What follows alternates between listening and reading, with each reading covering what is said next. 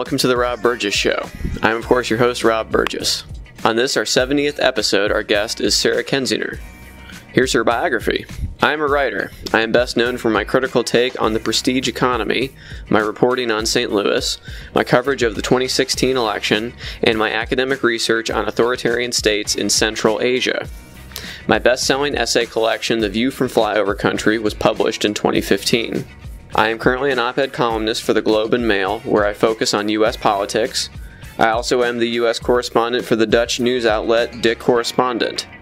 I previously was an op-ed columnist for Jazeera English, where I wrote about exploitation, particularly in higher education, the diminishing opportunities of America's youth, and gentrification. I have also covered internet privacy, political repression, and how the media shape public perception. My April 2013 article, The Wrong Kind of Caucasian, is the most popular AJE op-ed of all time. I have also written for Politico, The Chronicle of Higher Education, The Guardian, Foreign Policy, Quartz, Slate, The Atlantic, Medium, Radio Free Europe, Opinio Juris, Alternet, HRD, CVR, Politico Europe, The Chicago Tribune, The Baffler, Blue Nation Review, Alive Magazine, Ethnography Matters, Registan.net, The Common Reader, The New York Daily News, La Stampa, World Policy Journal, The Brooklyn Quarterly, The Diplomat, Marie Claire, Center for International Governance Innovation, Teen Vogue, City AM, World Politics Review, and The New York Times. In August 2013, Foreign Policy named me one of the 100 people you should be following on Twitter to make sense of global events. In October 2013, St. Louis Magazine profiled me as one of 15 inspirational people under 35 in St. Louis. In September 2014, the Riverfront Times named me the best online journalist in St. Louis. In June 2017, St. Louis Magazine named me the best journalist in St. Louis. In addition to working as a journalist, I am a researcher and consultant. I have a PhD in anthropology from Washington University in St. Louis and an MA in Central Eurasian Studies from Indiana University. Most of my work focuses on the authoritarian states of the former Soviet Union and how the internet affects political mobilization, self-expression, and trust. My research has been published in American Ethnologist, Problems of Post-Communism, Central Asian Survey, Democrat Itsatsaya, Nationalities Papers, Social Analysis, and the Journal of Communication. I am a program associate for the Central Asia program at the Elliott School of International Affairs at George Washington University and a research associate at the Russian, East European, and Eurasian Center at the University of Illinois at Urbana-Champaign. I am frequently interviewed by the media and have been a guest on NPR, MSNBC, Al Jazeera, CBC News, BBC World Service, and other broadcast outlets, and am a recurring guest on the MSNBC show AM Joy. I have given talks all over the world as an invited speaker at academic conferences and forums on foreign policy, politics, education, and technology. I occasionally serve as an expert witness in asylum cases involving applicants from Uzbekistan and Kyrgyzstan. And now on to the show. Hello? Sarah? Yeah, this is. Hey, this is Rob. Hi, I have no idea what happened. The phone didn't ring at all, so I just figured you were running late or something. But oh, no. I've been calling and sitting here, but that's okay. It's probably, it's probably just the Russians stopping this information from getting out there, I think. Sometimes it actually is things like that, but I'll be honest that I had some issues back in the fall. Oh, goodness. Okay, well, for people who don't know who you are, go ahead and just introduce yourself here real quick. I'm Sarah Kendzior. I'm a journalist and a scholar of authoritarian states, especially in the former Soviet Union. Yeah. So, where did you actually grow up?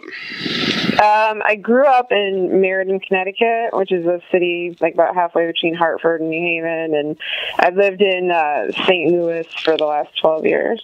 Okay. And you went to Indiana University at one point? Yeah, I lived there for 2 years. I got my MA there in the Central Eurasian Studies Department back in the mid-2000s. Oh, what years? 2004, 2006. Oh, it's so funny. We were there at the same time.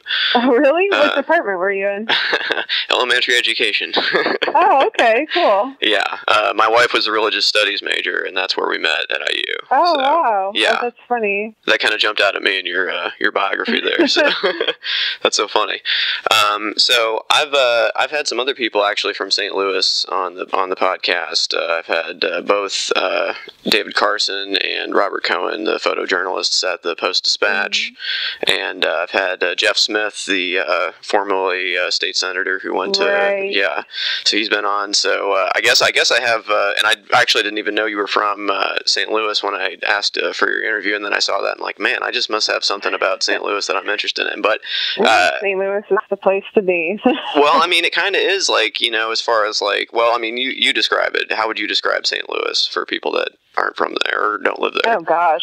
I mean, it depends what aspect you're looking at, but, you know, in terms of political movements, St. Louis is often kind of ahead of the curve in, you know, every kind of respect, whether it's Ferguson, you know, launching national civil rights movements, you know, this is before Black Lives Matter gained national prominence, or on the other end of the spectrum, the Tea Party, you know, having a very firm base coming from here, and people like, you know, Jim Hoft leading their own movements, you know, and all sorts of stuff in between. You know, it's a real mix. You'll get everything, every end of the political spectrum, people of all different races and backgrounds. It's a very sprawling, you know, kind of place, and, you know, with 90 different municipalities surrounding a kind of rotting interior city core, which is being revitalized to some extent.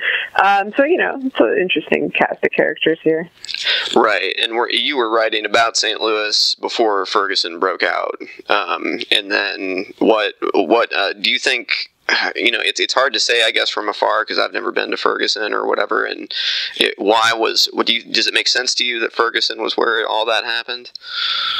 Was where people rose up to protest police brutality? Yeah, sure. Yeah, I mean, because it doesn't seem like in some ways it doesn't seem special. It seems like in some ways that kind of the story plays out in a lot of places. Is it just? Yeah. You know what I mean? No, I mean, Ferguson's a very ordinary place. Like, people in the media, they had sort of two very bad descriptions of it. You know, one was that it was a ghetto, which is not. You know, you can go to parts of St. Louis that look like they're a war zone because they're so, you know, battered down and abandoned and burnt out. And that wasn't from a riot. It was just the, you know, result of decades of apathy and abandonment. You know, the other thing they say is that it's a small town in Missouri, you know, which it's not. It's, you know, it's part of the broader St. Louis metro, so it's attached, you know, to all these other towns. And this really could have happened in any, you know, majority black suburb of St. Louis. It's, you know, economically on hard times. And I had written about Ferguson and about North County, the area where it is, before anything happened there, you know, before Michael Brown was killed, because so many black low-wage workers were living there. And I was doing a story about that, about the fast food movement, the strikes that workers were doing for $15 an hour, and a union, you know, and a lot of those workers lived in North County. And so I sort of saw this as a place, you know, where there was a lot of injustice, where it was, you know, systemic. It was a place where people, you know, black families had fled from St. Louis City north into the suburbs in the hopes of getting a better way of life, only to find, you know, two things happened. The housing crisis happened in 2008, which led to a huge loss of wealth and income for them. And also there was white flight out of the region once they moved in, which is just part of the systemic racism of St. Louis. So, you know, when Michael Brown was killed, you know, it was yet another example of race-based police brutality. I think that it was egregious and that it was just so incredibly cruel what they did after, you know, where they left his body in the road. They wouldn't let his parents, you know, go near it. And then they attacked the people who came out basically to mourn and to hold a vigil. You know, initially it was a protest, but it was a protest that was extraordinarily sad, and people were grieving, yet they were treated as a mob. That's what the St. Louis Post-Dispatch called them. And, you know, I thought that was very unfair. And, of course, the police just escalated the situation by, you know, using violent tactics to you know, target people who were really just mourning, rightfully, a member of their community.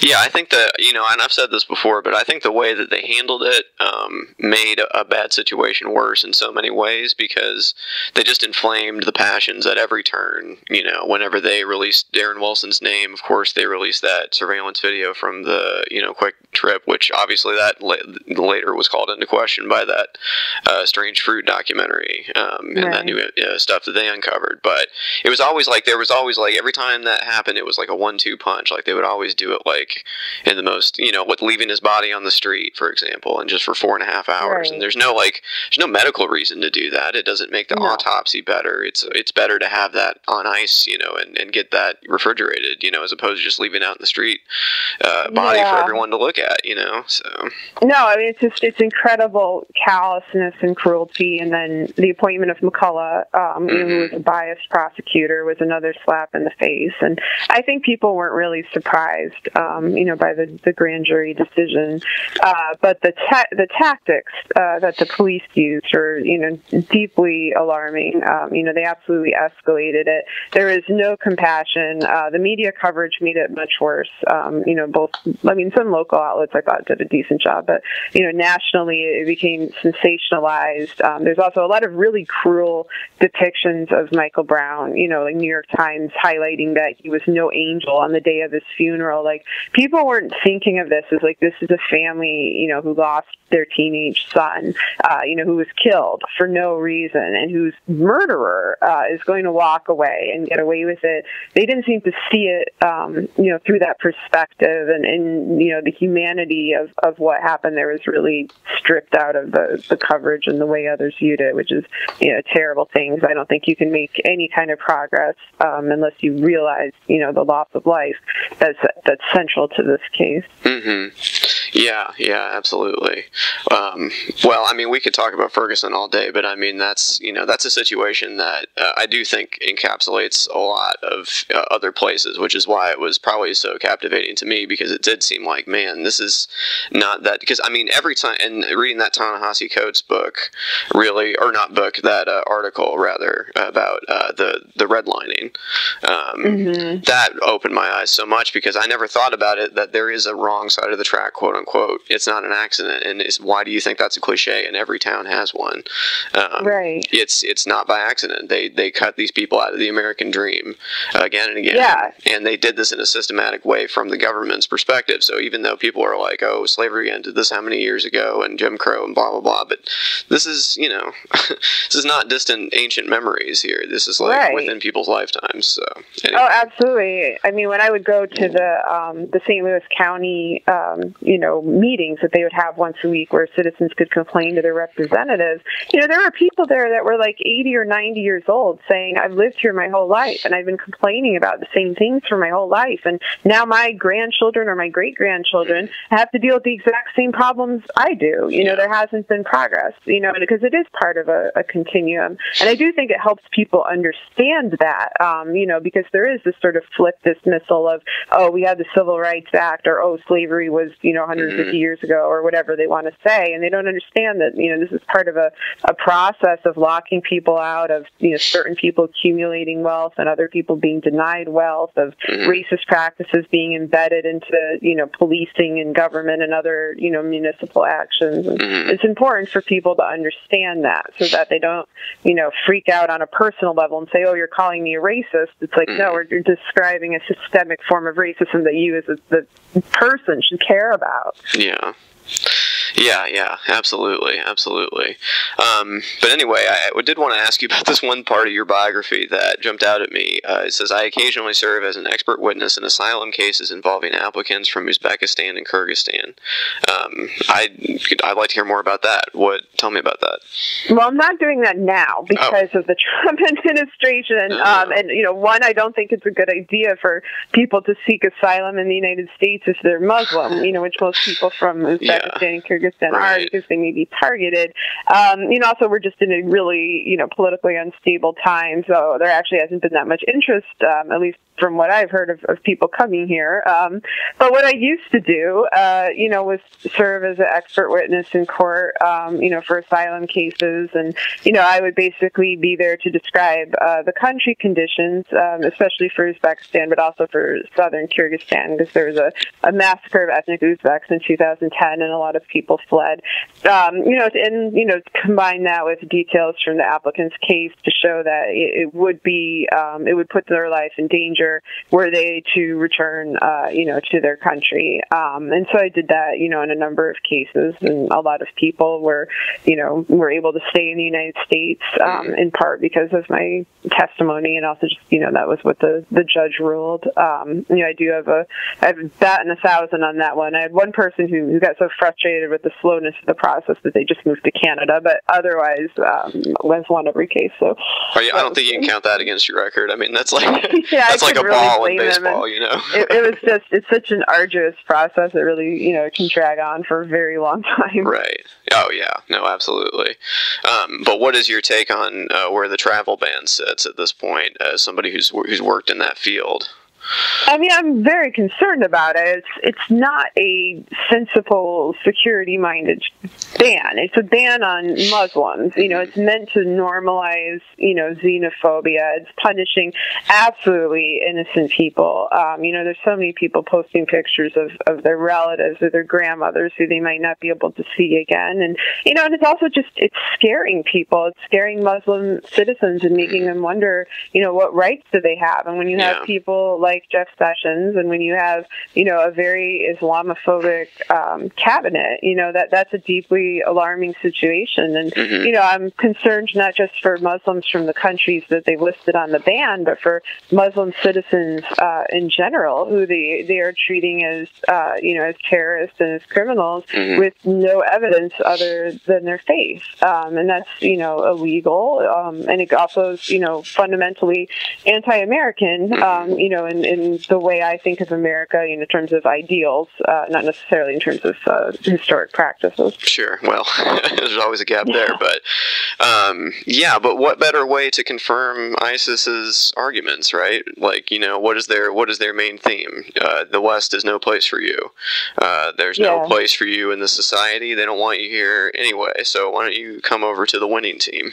You know, and what are we doing but confirming that by, like, if somebody's on the edge? I mean, what argument do we have to point to on our side if that's how we treat people? It's interesting because ISIS has sort of fallen off the radar in terms of, you know, topics that are debated in foreign affairs. I think mostly because of the Russia investigation, and you know, and I really doubt that the vast majority of Muslims who are discriminated against under Trump will find ISIS any more appealing. You know, a lot of them are here because they fled from ISIS, but you know, that's a problem in itself. They have nowhere to go because we're closing our borders. But yeah, you know, for those who like to view this as a clash of civilizations kind of situation, which you find both on the extreme right wing in America and also among ISIS, you know, this fits that kind of mold. That's something, you know, it's a gift to them in terms of propaganda. You know, and this, of course, ISIS will use anything to manipulate into propaganda, but this is a little more hardcore. And it also, you know, as I said, this doesn't actually help defend us against ISIS. Like, this doesn't have an actual well thought out security component to it, because ISIS is an actual problem. This doesn't do anything to stop ISIS. You know, preventing somebody's Iranian grandma from coming over does not stop ISIS. So. Yeah. Also, I mean, extreme vetting. Extreme how? Like, and what are you going to do about, like, you can't, like, people are going to lie, okay, and there's nothing you can do about it. Like, they're going to lie about who they are and what they believe. And, you know, I don't know, unless you, like, invent something where you can, like, read someone's someone's mind and tell if they're like lying to you or something. I don't know, but that you know, you can just you can only do so much, and a lot of the biggest problems in terrorism these days are people that are self-radicalized, that just find things online. You don't need to be one of the people that are being targeted by these bans. It's just such a boneheaded way to go about it, because it's not even the people that you see attacking us for real. So. Yeah, I mean, a lot of them are native-born American citizens. Absolutely. And, the pattern is usually a young man, sometimes an older man, often with a pattern of domestic abuse and domestic violence, which I think is something they should take into consideration. White supremacist and white nationalist crimes and violent acts have been on the rise, including plotting of, bombings and sort of mass attacks that have been thwarted by the FBI. And so, we have a broader problem, but I don't think the problem is the import of foreign terrorists. I think a lot of our problems are homegrown, and I don't think that, Trump has any interest in stopping any of these problems. He's already, cut research for, the white supremacist violent groups and the militias. He actively doesn't want those groups to be researched because they often have, they support him. And in terms of how he's handling, Islamic terrorism, it's just this sort of, half-assed, xenophobic, unstrategic way that doesn't actually, get at the core threats. He's gutting, different departments, in our government, leaving them understaffed, and you just can't have an effective counterterrorism measure, when you're dealing, with that kind of chaos and, that, the dismissal of so many qualified people who would investigate this sort of problem. Yeah. There almost seems to be a hunger on the Trump administration's part for some kind of attack that they can point to, institute whatever kind of draconian measures, a la, what we saw with the Patriot Act in the wake of 9/11, but probably even worse. Yeah, I've been worried about that, from the beginning. I think everybody has. Everyone I know studies autocracies, but also people who study, terrorism, counterterrorism, have been very concerned that this administration not only doesn't know what to do to protect citizens from actual terrorists, but will see this as an opportunity. And we've seen this from Trump in the past. When there have been terrorist attacks or mass shootings by Muslims, he seems happy. He congratulates himself for having, quote, seen it coming. He doesn't have empathy for the victims, and he doesn't have any plan to thwart these kind of attacks. And I think he would absolutely use something like that as an opportunity to consolidate executive power, to strip people of civil rights, to put out a lot of xenophobic and horrific rhetoric. It's very bad, and of course we've seen autocrats do this all throughout history. From the Reichstag fire to how Putin consolidated power early in his reign, and I do fear that we may see that again here. Yeah, and I've talked about this with my friend Jonathan before, but it's like, people in America don't, they can't, for some reason, picture that this could happen, the famous Sinclair Lewis novel, It Can't Happen Here, it's like people don't even think that something like this could happen. So I think maybe to start with, maybe you should define some of the terms that we're using, because I think, honestly, like terms like autocrat and kleptocracy and authoritarianism, they aren't really like familiar to people, and people that are familiar with it are super old or not with us anymore. So like people of maybe our age generally might not, they don't remember a time, when those words were, common political speak. So, I mean, I guess just if you want, wherever you want to start, but I mean, maybe just authoritarianism, like what is that? What does that look like? Right. Authoritarianism is when, government power is consolidated among very few people, usually revolving around a dictator, and certainly consolidated in the executive branch, so that other parts of government, like the judiciary or Congress, or certainly citizens' rights, are nullified, and people have, very little ability to, determine how they want to live their lives. They're often the subject of state surveillance. They're often targeted by brute force or the threat of brute force. And, there's different degrees of authoritarianism. Something like Nazi Germany would be authoritarianism at its extreme, where it basically crosses into totalitarianism, which is even more severe. But But you also see kind of semi-authoritarian states. Poland, unfortunately, is becoming one. Hungary is moving in that direction. Turkey, after its coup, is moving in that direction. And then there are other ones that, they restrict, human rights and civil rights, a lot, but they also allow some degree of economic freedom. You see that in, Singapore is basically a semi-authoritarian state. Kazakhstan fits that mold as well. So there are degrees to it, and how it would play out in America, really is linked to our history. There are some countries that have known nothing but this kind of system, whether it showed up as, communism, like under the Soviet Union, whether it showed up under the rule of a czar, but the U.S. is not that kind of scenario. We have a constitution, we have checks and balances. Those are only as good as the people who enforce them, and unfortunately the people enforcing them aren't particularly good at all, so we have to fight for the rights that we're guaranteed. But I do think that we have a set of expectations. Like, people assume that they have freedom of speech, freedom of assembly, freedom of religion. I don't think that it's wise to take those rights for granted, but I do think that we've grown up thinking, yes, we have these things, and then when they're taken away, we notice.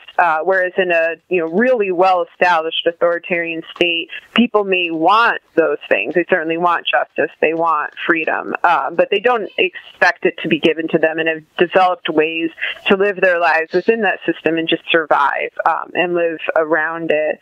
Authoritarianism, even if you haven't read a bunch of, political science or studies of it, you could even find, like, in fiction, like A Wrinkle in Time or The Hunger Games, or a lot of these kind of dystopian novels are kind of a good introduction, honestly, to what authoritarianism is. Like, when I talk to young people or kids, I'll recommend those books because they convey the mindset of it extremely well.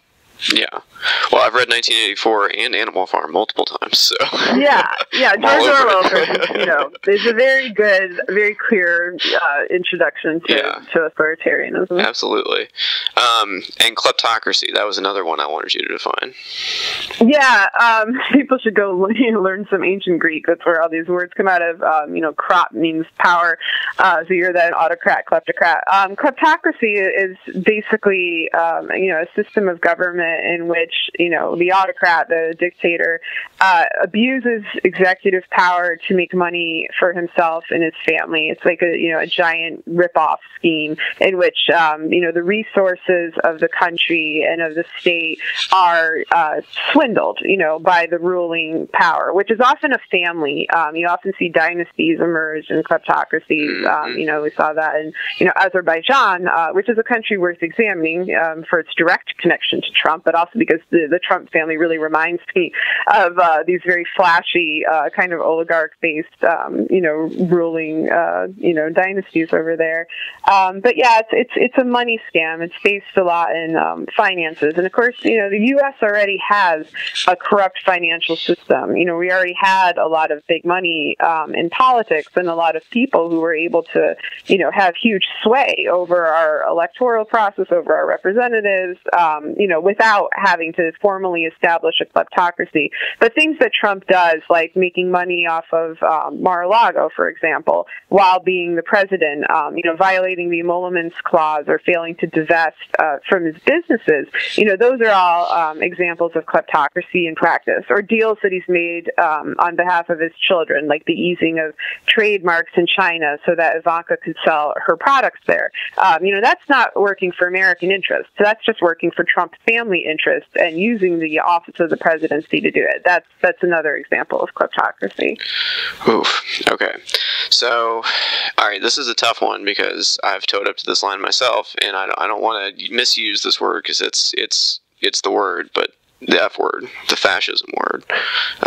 Right. Where do you fall on that? Where do you? I mean, it's not 100. Like you said, it's a spectrum. You can't say 100% this or that. But like some people are very quick to throw around the word. I try to be very cautious about that word because that's a word right there. I've been more cautious about using fascist than authoritarian, and and I have to say, we have a government that has authoritarian leanings, that has autocratic leanings, but we still have a society that is not authoritarian. We're basically in this sort of transition, or we're at this point where we could go either way. The fact that we're able to have this conversation and I'm not, worried someone's going to swoop into my house and kill me, is a sign that we're not living in an authoritarian state. I'm sorry, now I lost the original. Fascism. Yeah, I mean, one of the reasons I've been hesitant to use fascism to describe what Trump and his administration are going for is because of the role of the state. In a fascist society, which again, like Nazi Germany, or Mussolini's Italy, like those are classic examples of fascism. Everything, all power goes to the state, and the state is this sort of overarching apparatus. Whereas with Trump and Bannon and the other ideologues in this administration, they've outright said that they want to destroy the state. They want to weaken the United States. And the reason they want to weaken it varies from person to person, but part of it is because, a weakened state makes it easier to carry out kleptocratic initiatives. Trump has always capitalized on a crisis. When 9/11 happened, he was happy because his buildings were tallest. When the housing crash happened, the economic collapse of 2008, he swooped in and made money, off of what was left over. He's like a vulture. He has that kind of mentality. And so I don't think that they want a super strong United States. They want a weak and chaotic United States that they and their partners can make money off of. This is doubly complicated because they seem to be in a partnership with the Kremlin to do this, where Russia will also make money off of our failing United States. And not Russia like the Russian people, but a small group of oligarchs and, Kremlin officials. And, on each side, it's a very small number of people who are going to benefit from this arrangement. Like the average person is just going to suffer under this kind of system. And so, that's what they're trying to do. And that's why I don't really see it as fascism, because while there's like a fascist streak to his supporters and their kind of, conformity and their, chants and slogans, like it kind of evokes certain eras, I don't really see it reflected in the actual policies of the administration. Yeah, and one word I'm not afraid to use, especially with regards to certain people, is theocracy, and that goes right to my next thing I wanted to talk with you about, which one of my favorite articles that you've written is about Mike Pence. Right. And we here in Indiana, I was born here, I've lived here most of my life, and we've seen Mike Pence, and you're right about his line. His line is a huge problem. My friend Jonathan and I again did a whole podcast about the vice presidential debate, and we just went through line by line that whole thing and just the amazing torrent of lies he spilled. But the manner he did it in, I was just my mind was boggled, because I just looked at the commentary the next day after that vice presidential debate, and they're like, "Oh well, Mike Pence won that debate," and I'm like, "He won what? He lied. Every word out of his mouth was a lie." Right. But he did it in such a way that was like, it's not like Trump lies. Trump lies like, he's a person with his hair on fire. Like, believe me, he's lying, but him and everyone else knows what's going on. But like Mike Pence is like, he does it in a certain way, and it's like people, for some reason, it passes right through people, and it's like, do you hear what he's saying? Like, he's just denying objective reality, and he's doing it in a way where apparently you accept it. So. Right. Yeah, I wrote the same thing after that debate. And it was incredibly frustrating, because really people, and I should say male commentators on TV, because this is basically the group that did this other stuff through it, judged him on demeanor and on sort of the, strength he was projecting. But of course, all of that strength is based on a lie. Like, he will lie calmly and blatantly and without any qualms. And he's continuing to do it now. And he lied about the Russia investigation. He lied about Mike Flynn. He lies about Trump all the time, including things that we can see for ourselves, like statements Trump has made on video. He will say Trump didn't say them, and then we'll be like, well, there is a tape of this, like, we can see it. And I think this is part of the broader kind of GOP version of truth. You kind of see this going back to Karl Rove, where in the mid 2000s he was like, we define reality, and you're merely actors, like in our play that we're writing. This is really kind of outrageous statement he was making around the time of the Iraq War. And Pence embraces that full throttle, and he's very dangerous. And I do think that people overlook it only because they're comparing him to Trump, and they're looking at mannerisms, and they think Trump seems presidential. I mean, like, I'm really tired of hearing either of them described as presidential, because, a president should serve the public, a president should follow the principles of the Constitution. Those are fairly basic things a president should do, and neither of them are doing that. And when Trump does something like read a script off a teleprompter without, completely screwing it up, then he's lauded as presidential. But neither of them are, have those qualities. And, you were touching on theocracy. I do think that that's what Pence wants. He's extremely right-wing. Like, he's not, Mitt Romney or something. He's not some run-of-the-mill conservative. He's an extremist. And, I think that he has a lot of diehard support within right-wing evangelicals. I think that he was selected for that reason, because they knew they needed to shore up that part of the base. I went to a Pence rally in St. Louis when he was campaigning, and people of that faith and background were very taken in by him, and they were actually more enthusiastic about him than they were about Trump. I think that he helped quell some fears, but in terms of corruption, he's just as bad as Trump is. He just has a different way of conveying it. Mm-hmm. Yeah, and keep in mind, I am not worried about Mike Pence tweeting and accidentally starting a nuclear war, but I am worried about the Handmaid's Tale scenario, for example, which is why I can't watch that for entertainment anymore because of Mike Pence mainly. I had the heart as I was watching that. Missouri passed a law that makes it legal for employers to fire women if they find out that they're taking birth control, and so I was watching that. I was like, wait, back up. That's a new law. Back that up. Explain that, please.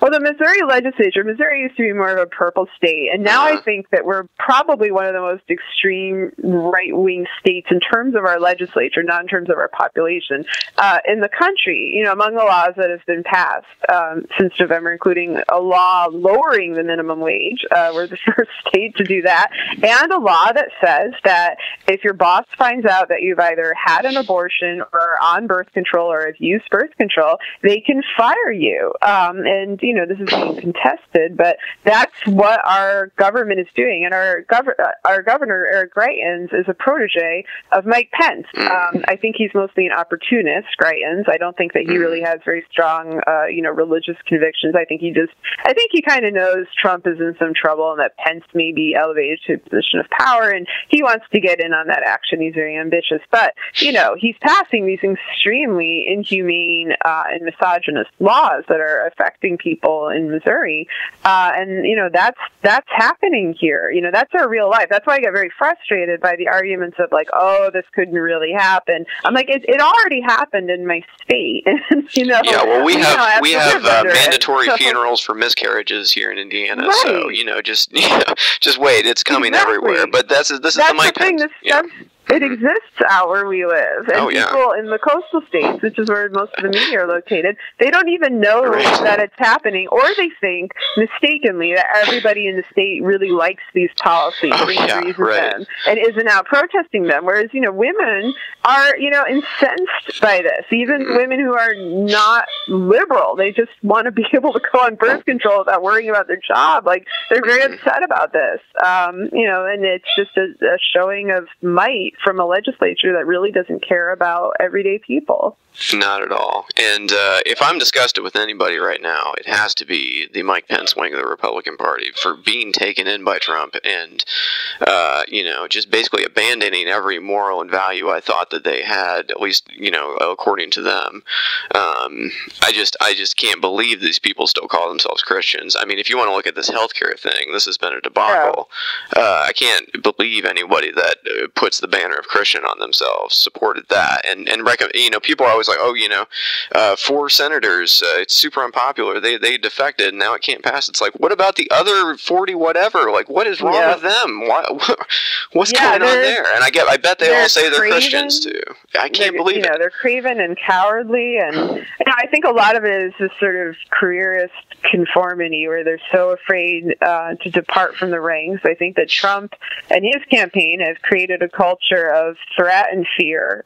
We saw that in the primary, the kind of tactics that he would use against people, like these really outrageous lies, that Ted Cruz's dad killed JFK. I mean, just things that were nuts. But, the Republicans seem genuinely frightened of him. And we know that he's mobbed up. We know he has lawyers that threaten people all the time. We know that he's, threatened to, destroy people's political careers over various things and kind of has the capacity to do it.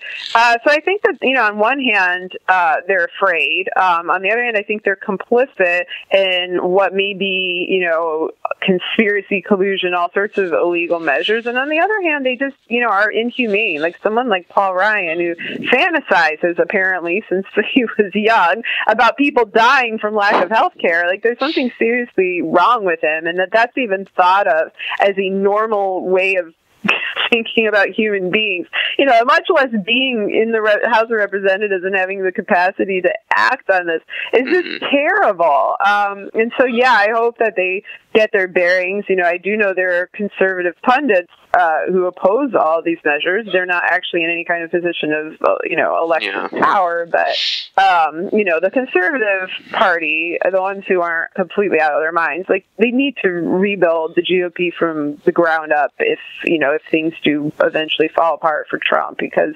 it's just, it's corrupt and, mercenary beyond anything that I think, most folks anticipated. Although, I don't know, I've talked to people who've really been studying the GOP's kind of inner circles closely for the last decade or so, and they were not actually surprised by this. They were like, yeah, this is just sort of the worst elements have finally risen to the fore and overtaken any kind of moderate that were remaining within this party.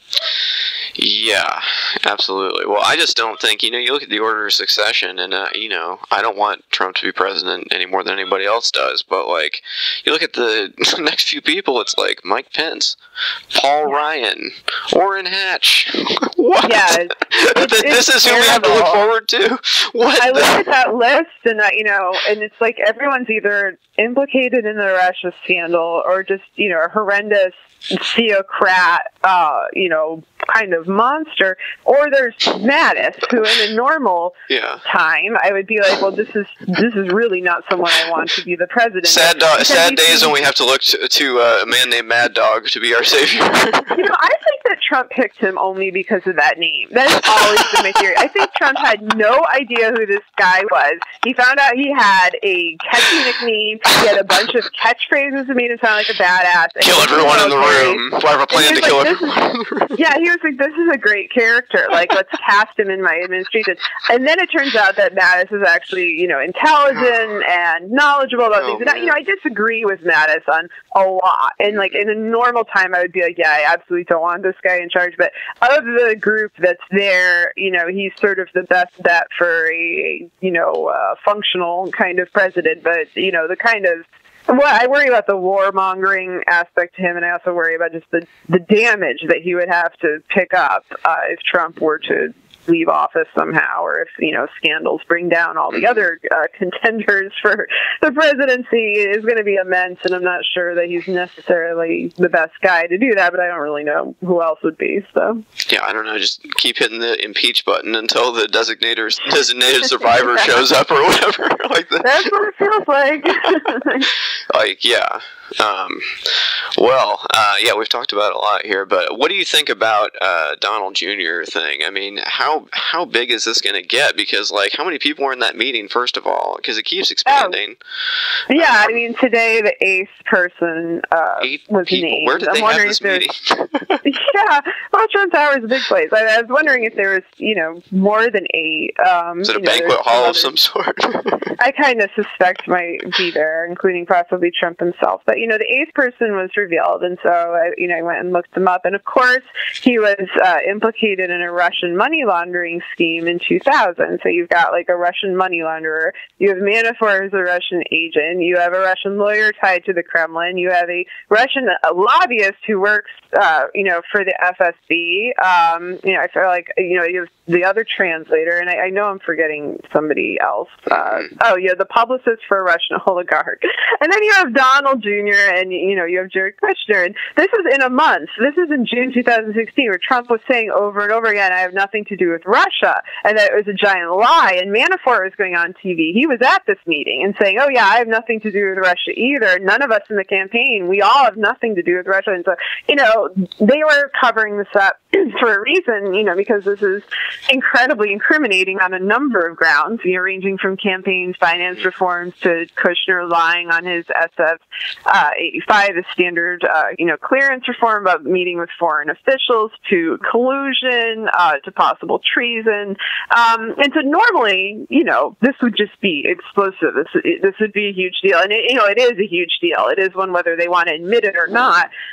They're not going to. And that's because they've unfortunately consolidated power to the degree that I don't know who will actually bring forth repercussions for any of this, because, Trump can issue presidential pardons, and Sessions is also implicated in the Russian interference scandal, and so he's not going to prosecute anybody on it.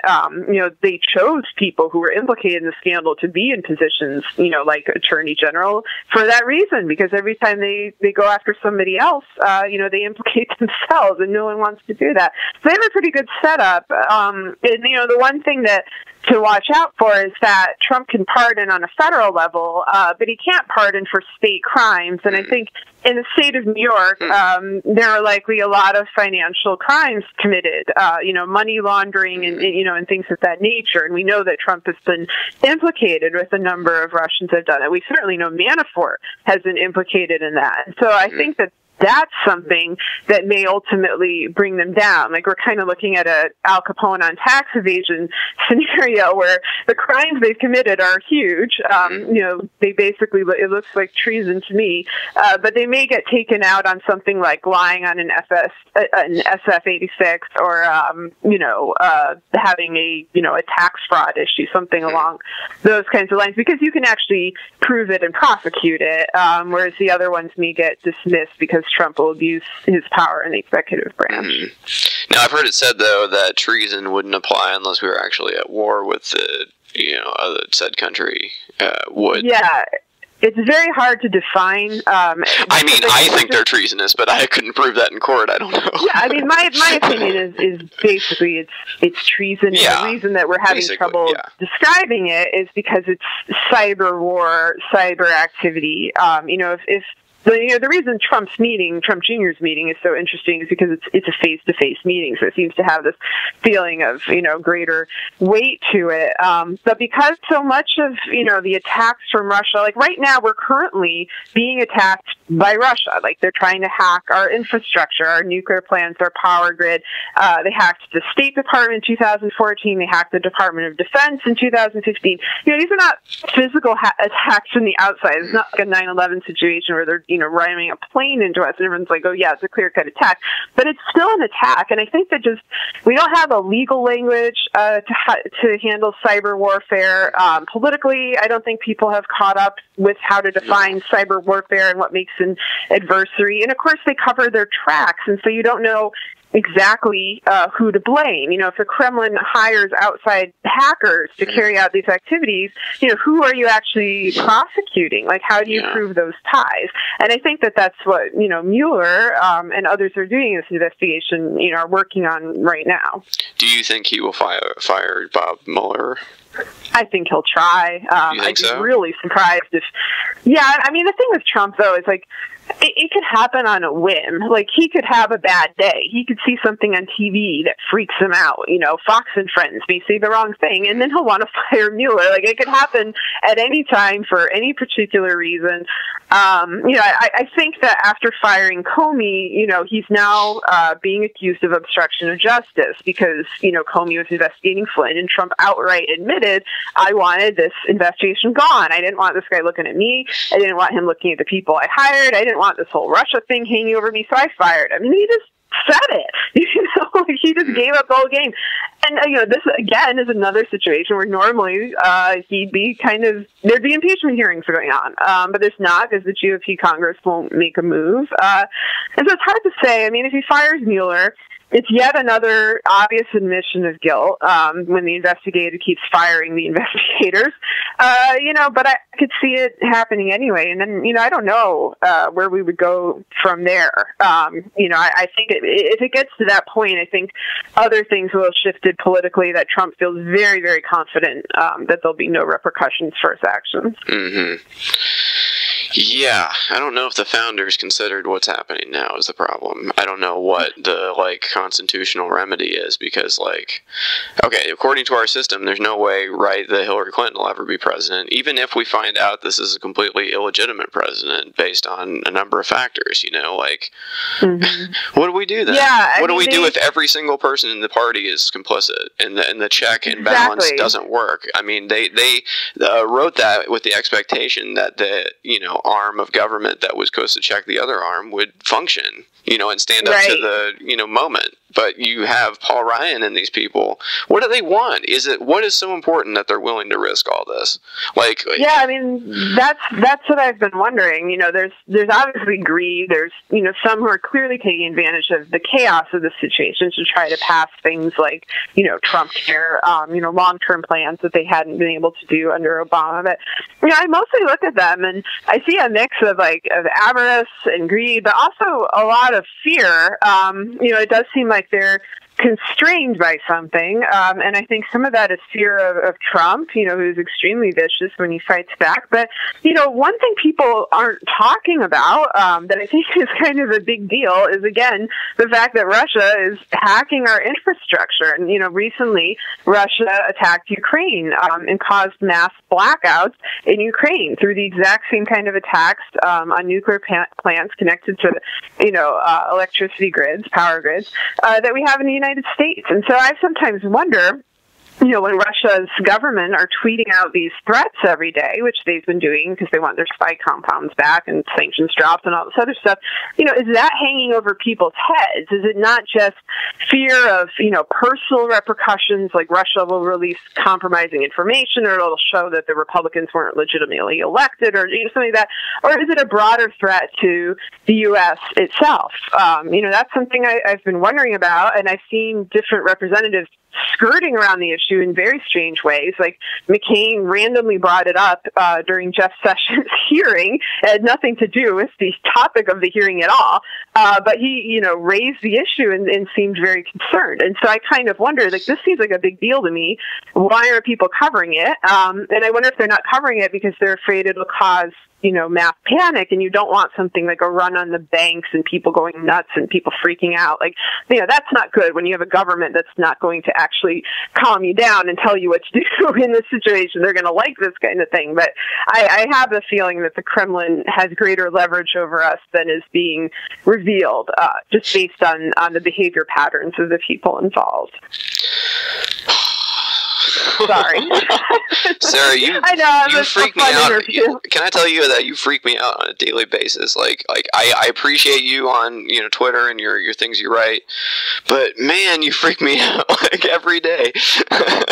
Yeah, I'm not trying to freak people out. That's never my goal. I want people to, to fight what's going on. And, and I think some of it is, I spent my life studying authoritarian states and, dealing with really... But that's the problem. You know what you're talking about.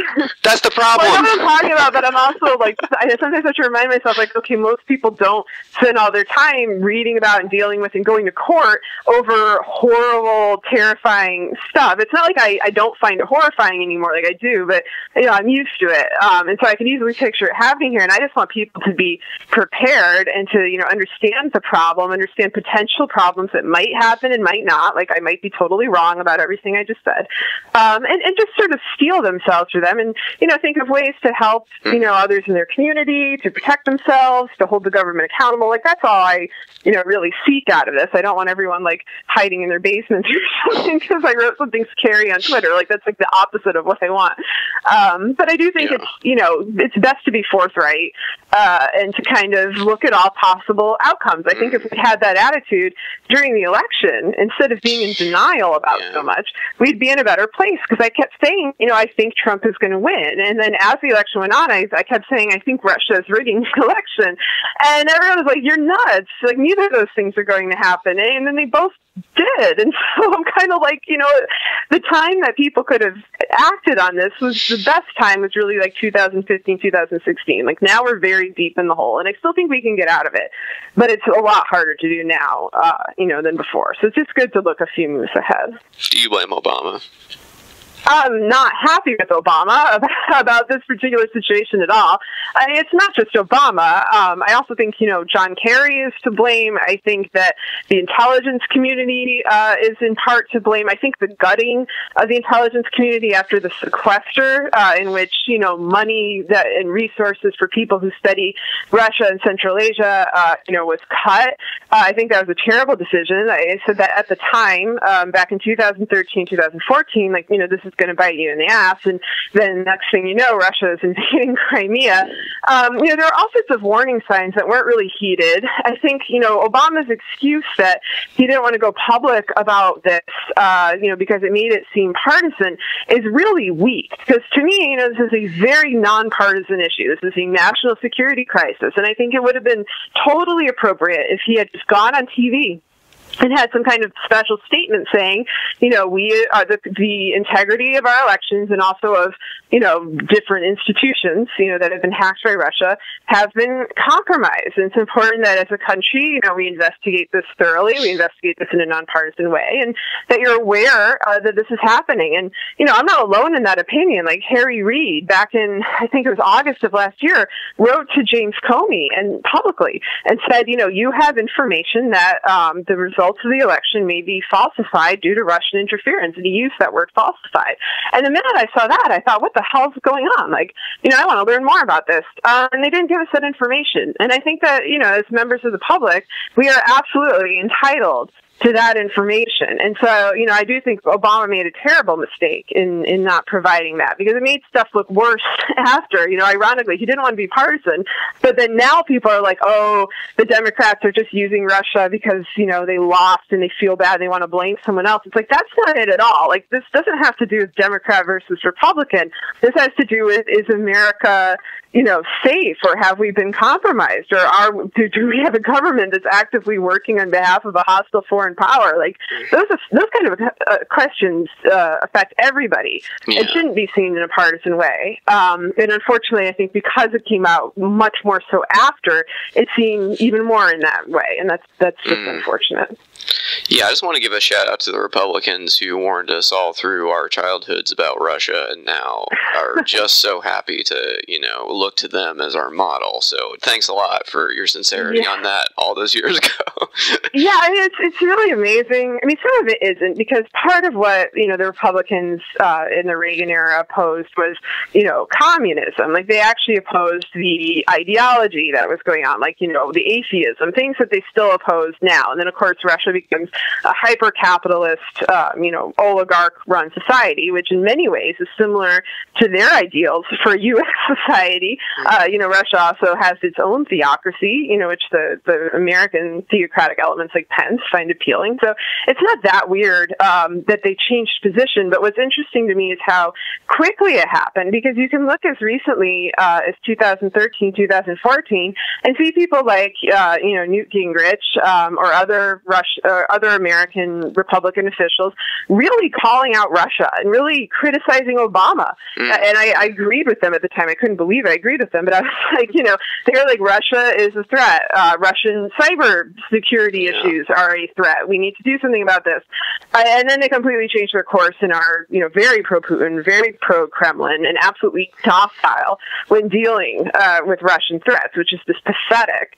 And so it's interesting to see exactly when they all flipped, because I think it reveals maybe how long this project has been in the making.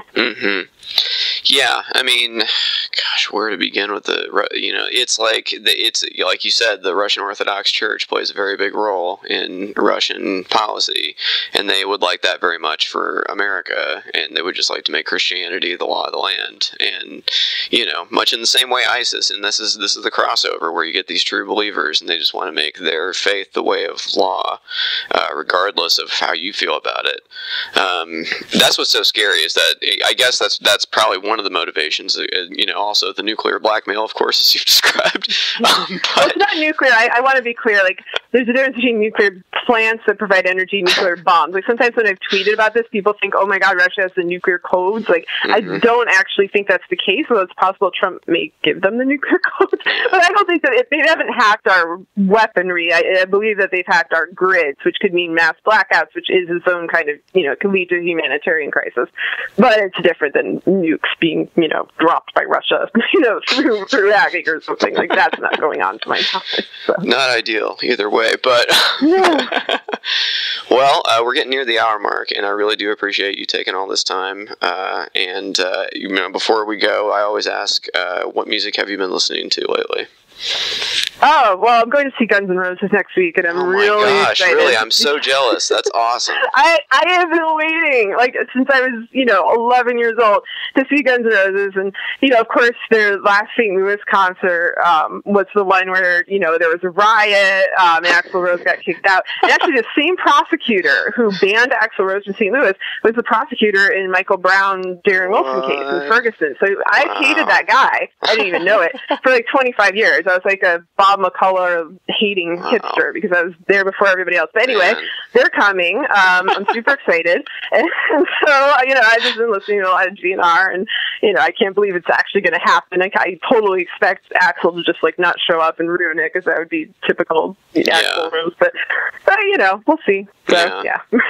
Remember when he got so mad about someone taping in the crowd that he, jumped into the crowd and, tried to, beat them up or whatever? Yeah, I think that might have been, he did that multiple times. I think he did the St. Louis show. And Welcome to the Jungle was actually about him hitchhiking from Lafayette to St. Louis. Everybody thinks it's about L.A., but it's St. really? Louis Okay. that was Interesting. Yeah, he explained it in the opening of one of his concerts. That was the hell. So he's always hated St. Louis. He has his St. Louis sex shirt. So I'm really curious, what he's going to do now that he's returned after a 26-year absence.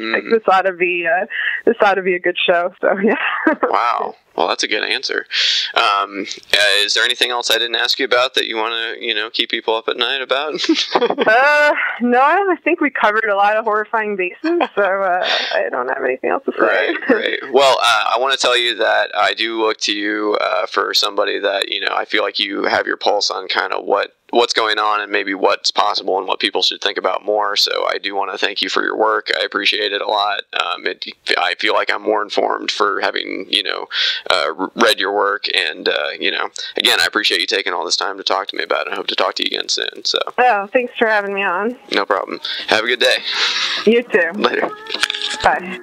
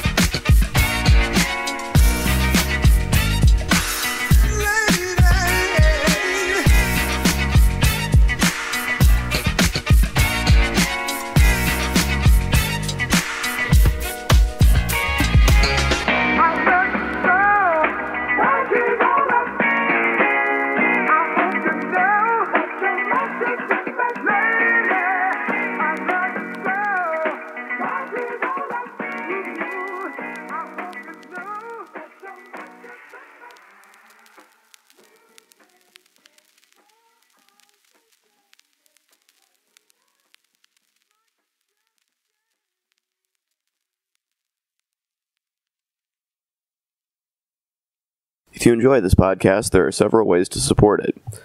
I have a Patreon account, which can be found at www.patreon.com/Rob Burgess Show Patreon.